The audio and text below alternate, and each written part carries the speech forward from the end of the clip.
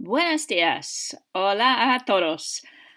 Okay, I thought I would do a quick talk through for you of the general conversation questions that you're preparing for the speaking exam. I thought it might be easier to explain it rather than writing you more notes. So, let's have a look. The speaking exam. It makes up 25% of your final exam. It's one of the papers, and it's split out into foundation and higher. So the whole of the speaking exam, is going to take around, so let's say for foundation around 8 minutes and for higher around 11 minutes.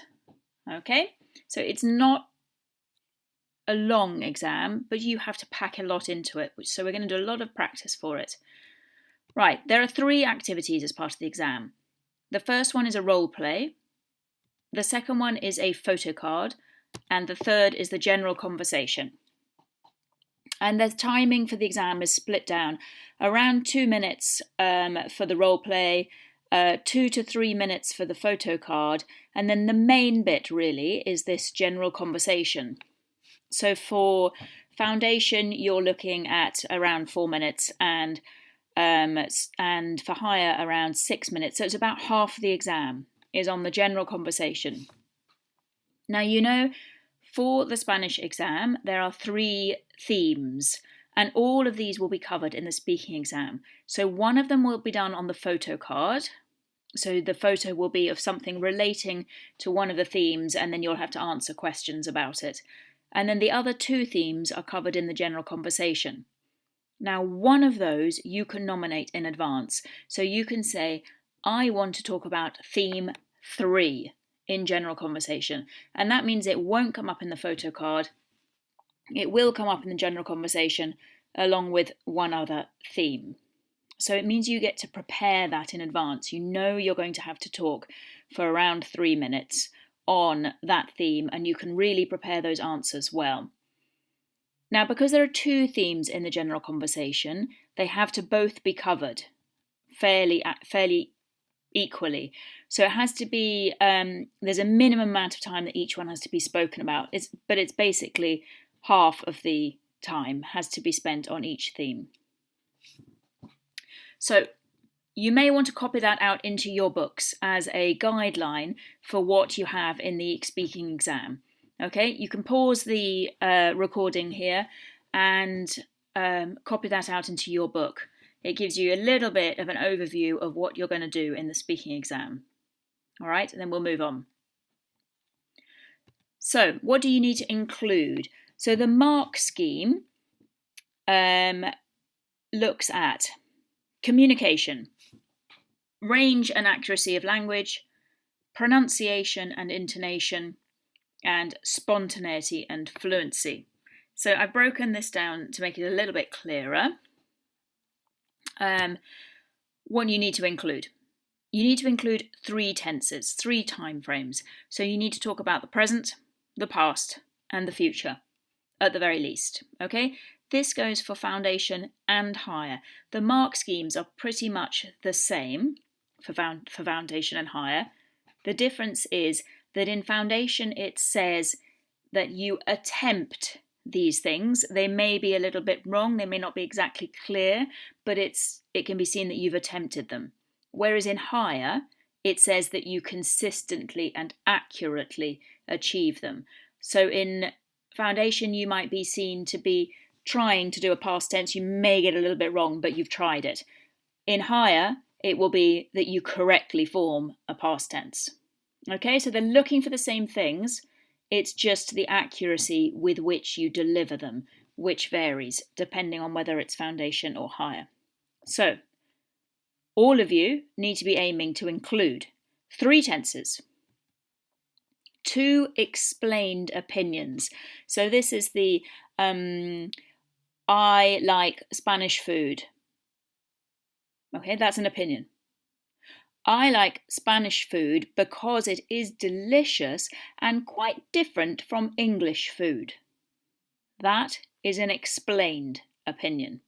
Okay, so whenever you say, I think this, you need to justify it. You need to explain why do you think that. Okay, otherwise you're only getting half the marks. So 3 tenses, 2 explained opinions, 2 attempts at complex language. So this will just be different types of language, maybe a conditional, I would like to do this, or comparatives, I think it is more important, or I think they are more interesting than. So comparatives, subjunctives, definitely, but we'll cover that in lessons. All sorts of slightly, just not your basic, I go on holiday to Spain with my family. Something a little bit more complex. If I could, I would like to go on holiday to Australia. So in there you've got the if I could. That's slightly more complex. All right. So just looking at how you can say things in a little bit more interesting way. But we'll go over that complex language more in year 11. The next thing is extended answers. So that's giving more information. If they ask you, do you think it's important to go on holiday? And you're not going to say yes or no. Okay, you're going to say, yes, I think it's important because I like to get away and experience other cultures. Last year, I went to Spain and I had a great time.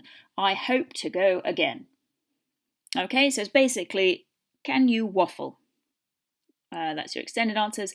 And there's one other thing, you must ask the teacher a question.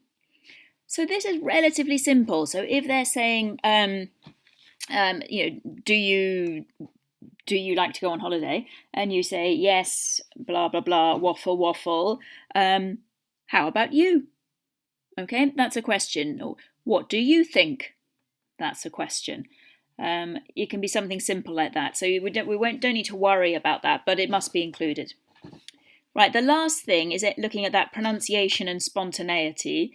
Is that you need to try and have a good accent and intonation, and basically don't sound like a parrot. Don't sound like you've learnt your answers off by heart and you're just speaking them out like a computer. Okay, you've got to sound a little bit as though you're speaking naturally, which is not easy to do. Okay, so let's have a quick look at that chosen theme that we've got to think about next. I'm going to add this as an attachment, the themes for Spanish. Basically, there are 3 themes, and each of those themes has 4 topics underneath it. All right, and when you do the speaking exam, you get to choose one theme for your general conversation. You don't get to choose the topic underneath it. So you don't know exactly what you're going to be asked about, but you do get to choose the theme. So that's what Mrs. Facey would like you to nominate now. Which theme are you definitely going to address in your general conversation? Because we're hoping to do mocks as soon as we get back to school, really. A mock speaking exam. So you'll need to have prepared at least one of your themes so that we know which one to ask you about. So those are the 3 themes. And those are the 4 topics underneath each of them, so you can see how it breaks down. It's not totally clear in the textbook because they sort of cover different themes in different modules. You know, there are only 3 themes, but there are 8 modules, so it's sort of split out a bit. But that's just to give you the overview of what it is we've got to cover. So I'm going to add that as an attachment. You could perhaps, if you can, print it out and stick it in your book, just for your own reference, but if you can't, don't worry, I'll give it to you when we get back to school. But there they are, the themes and the topics. So you need to choose one for your general conversation, and the other 2 will both be covered as well in the speaking exam, one in the photo card and one as the second theme of the general conversation. So you need to prepare your chosen theme well. Know how to extend your answers. So for that chosen theme, you can try and cover everything. Get your 3 tenses in there. Get your opinions, your justified opinions. Get it all into that theme. And then the other one, you've got to speak about it, but you don't have to be as brilliant at it because you've already covered all your bases on your ready prepared one. Okay, so you've really got to aim to make that prepared theme really good. Right, last little thing on this then. Just as an example, I wanted to just help you with how to extend your answers. So if we look here at the module 3 questions, which is on theme 1, my family and friends, and technology. So there are the 10 questions, the 10 example questions that the textbook gives you on this module. Okay, I've translated them into English here for you. So, looking at number 1, describe a un buen amigo tuyo. Describe a good friend of yours.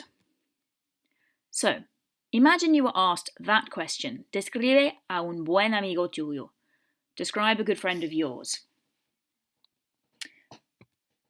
You're going to answer with that question there, with that one there, and that would be a good opportunity to do a justified opinion. A good friend of mine is Bob, because he is always fun to be with. Okay, there's an answer. It's quite a short answer. You've got a justified opinion in there, but it's not a very long answer. Okay, and the risk of that is then the teacher has to ask you more questions because they've got to keep speaking for 2 minutes, 2.5 minutes. So you have the opportunity here to control the conversation. If you keep speaking, they can ask you fewer questions. So if someone asked me, describe a un buen amigo tuyo, I would describe my good friend and describe why they were a good friend. And then I might go on and describe why I think friends are more important than family, because you get to choose them and you spend more time with them. Or not, that friends are very important, but family are more important because. And in there, I'm going to be putting in my comparative. Tick. Complex language. And then I'm going to carry on waffling and I'm going to start talking about whether I get on well with my family. I get on well with my brother because he is older than me and he lets me go out to the cinema with him and his friends. I don't know. Waffle. Why you get on well with your family, so then you can put in another justified opinion. And then, if I still had breath left, I would maybe go on for what plans I have for this weekend with my friends. And in that, I'm going to put in a future tense. And if I was feeling really keen, I might even put a past tense in of what I did last weekend with my friends. So, you were asked a question, describe a good friend.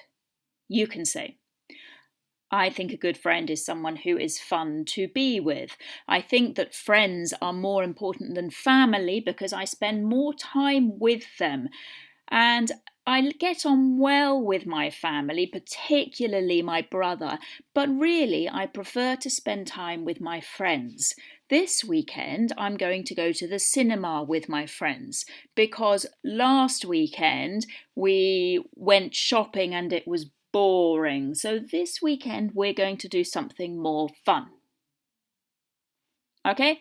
You were asked one question, but you've managed to extend it with lots of other information. You've got in lots of language. You've stopped the examiner having to ask you lots and lots of different questions, and you've taken control of the speaking. Okay. What I'm going to do now is I'm just going to swap over and have a look at how I recommend you write these out in your books. So, remember, this is a recording, obviously. You can go back over it, take any notes, check anything you want. But if you have any questions, just drop me a comment in Show My Homework and I will respond.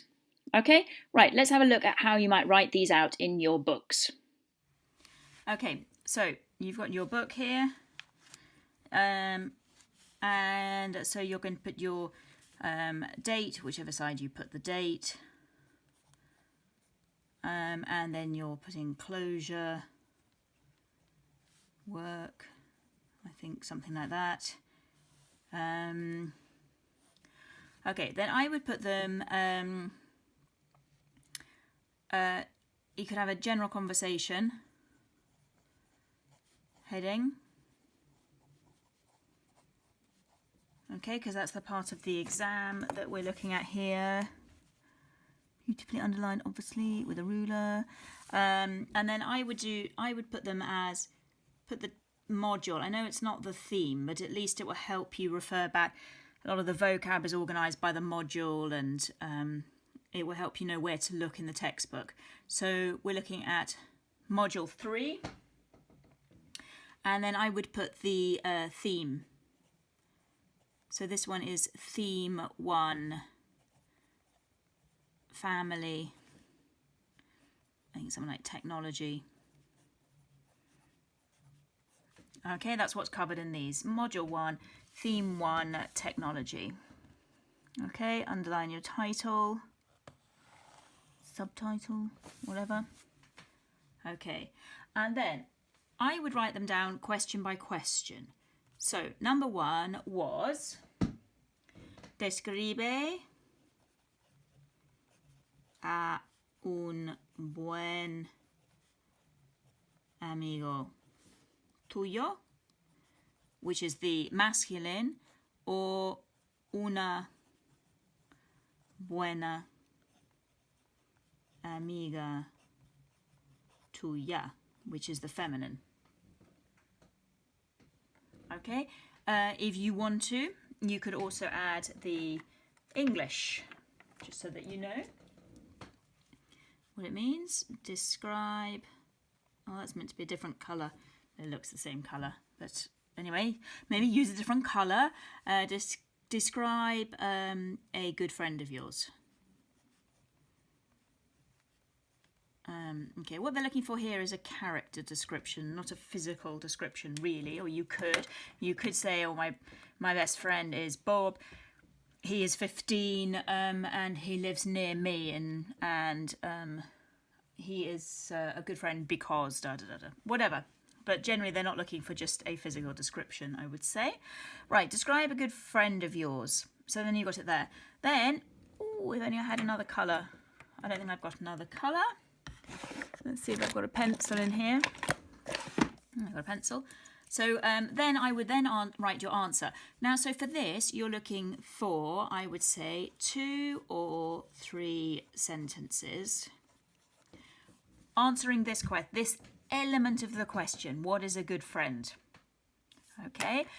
Then you're going to go on and answer the next one. Okay, which is ¿Quiénes son más importantes? ¿Quiénes son más, that's 2 words, importantes, etc., etc., etc. Write out the next one. For each of these sort of, I'm going to call them sort of mini questions, you're going to give your 2 or 3 sentences, 1 or 2 sentences as an answer. Okay, so that's how you would answer that part of the question. But in the exam, you mustn't think of it as just being that answer. You've got to extend it. So at the end, once you've written out all of your 10 mini questions, I would do an example of how you might link them together so that you remember that that's what you're aiming to do. You're not aiming to give 1 or 2 sentence answers to each question. You're looking to extend them. So I would do an example extended answer. 1 or 2 for each module. So I would say, un buen amigo. So how would you, if you were asked a question about un buen amigo, what would you answer? And I would give, mix your questions, mix these up together. So you would give the answer from number 1, number 2, I can't remember what I said in the end, number 2, number 7, and number 10. Write them out. Write them out as an extended answer.